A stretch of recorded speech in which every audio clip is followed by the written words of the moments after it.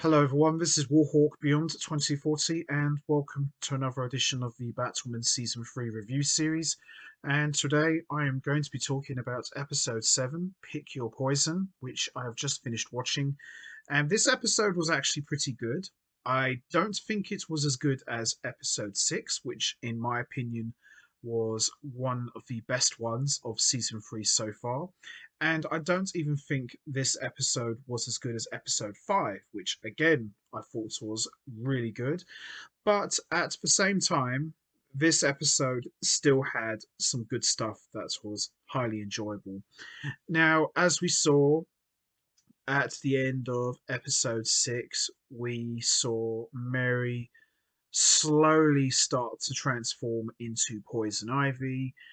She basically took out Luke and Ryan out, and her trigger was sunlight, and we saw her at the end run off with Alice.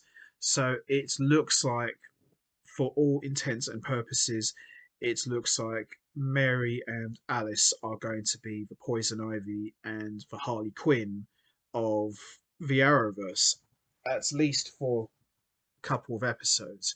So we saw these two more or less on the run as Ryan, Luke, and Sophie are doing everything they can to try and get Mary back and cure her infection.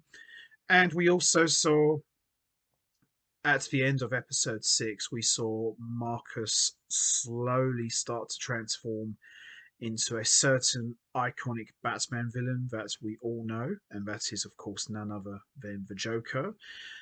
Didn't see much of that in this episode, but obviously this is going to be a very slow build, but we got a hell of a tease at the end of episode 6. So throughout this episode, we see Ryan calling a favour with her mum, Jada, who helps capture Marcus in exchange for a cure for Mary's infection.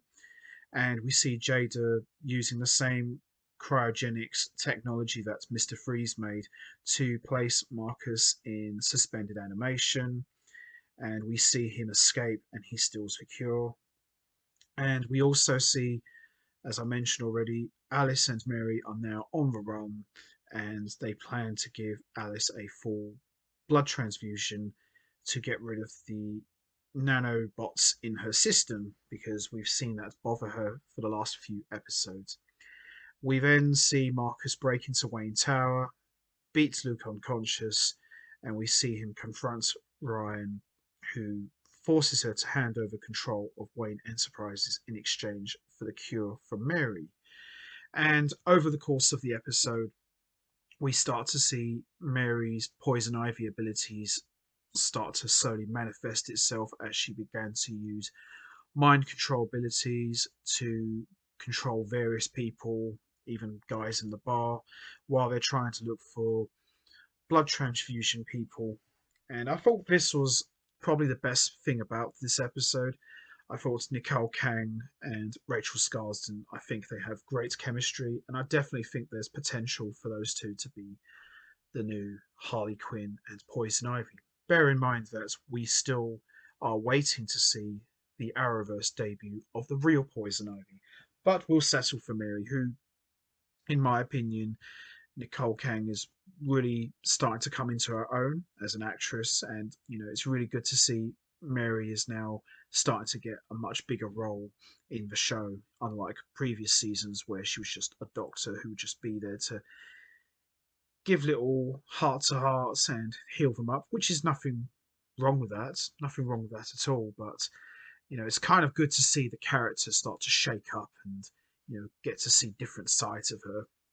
So then we see Ryan as Batwoman manages to track down Mary, and then Mary uses her mind control abilities to reveal that Ryan has no intention of helping her, just basically have her, captured and locked up. So basically, we see Mary just crush the cure and traps Ryan in a series of vines.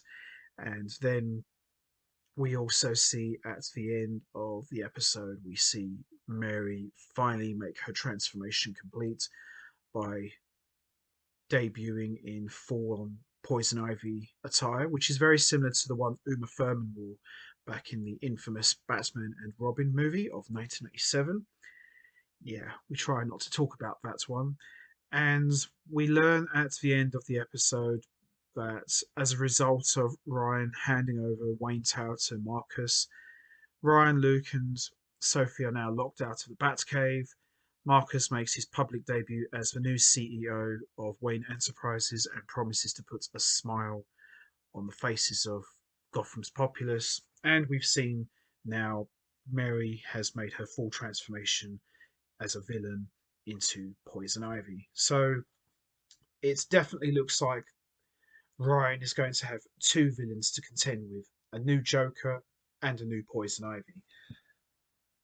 Marcus as the new Joker, I'm not really sure I buy into that, but time will tell. Because really and truly, we've only seen him for what, 2 episodes? I think, maybe 3. Mary, this has been building up for over the course of 3 seasons now. So to finally see Mary until the real Poison Ivy shows up, that is, has finally embraced her calling as a villain. Because we know Mary will come back to her old self eventually, but at least for a good couple of episodes, Mary is now a bad guy, and I'm really, really intrigued to see how that is going to play out. And Nicole Kang, very attractive, and has proved to me that she's more than just a pretty face, and she's really coming to her own as an actress. And Rachel Scarsden, what more can you say? She always knocks it out of the park as Alice, and she did it here once again. And Nicole Kang and Rachel Scarsden as Mary and Alice were definitely the best things about this episode. So overall, I would say this episode was good, but I think the last episode was just a little bit better. But we'll see what happens, really. But I quite enjoyed this one, half and half. But overall, I thought this was pretty good. A pretty good episode, I would say. So that's going to be it from me. I am going to wrap this up now. What was your thoughts on episode 7? Did you enjoy it? How do you feel about Marcus being the new CEO of Wayne Tower? What plans do you think he has for Gotham? And also, now that Ryan, Sophie, and Luke are locked out of the Batcave, how will they operate to try and protect Gotham? And also, what's your thoughts on the pairing of Mary and Alice?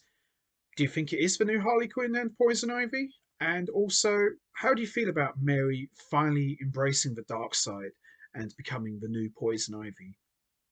How do you think that's going to play out? And also, what's your thoughts on the new Poison Ivy attire for Mary? Do you like it or do you prefer the original? And also, what plans does the new Poison Ivy have for Marcus now that he is the CEO of Wayne Enterprises? You know what to do, guys. Hit the like button, hit the subscribe button, leave your thoughts and comments down below, and I will see all of you next time for another edition of the Batwoman Season 3 review series, where I am going to be talking about episode 8, which I am really looking forward to talking about, especially with the way this episode ended, with Mary finally embracing her full Poison Ivy persona from within. Should be a good one. So until next time, take care, everybody, and stay safe. And once again, thanks for listening.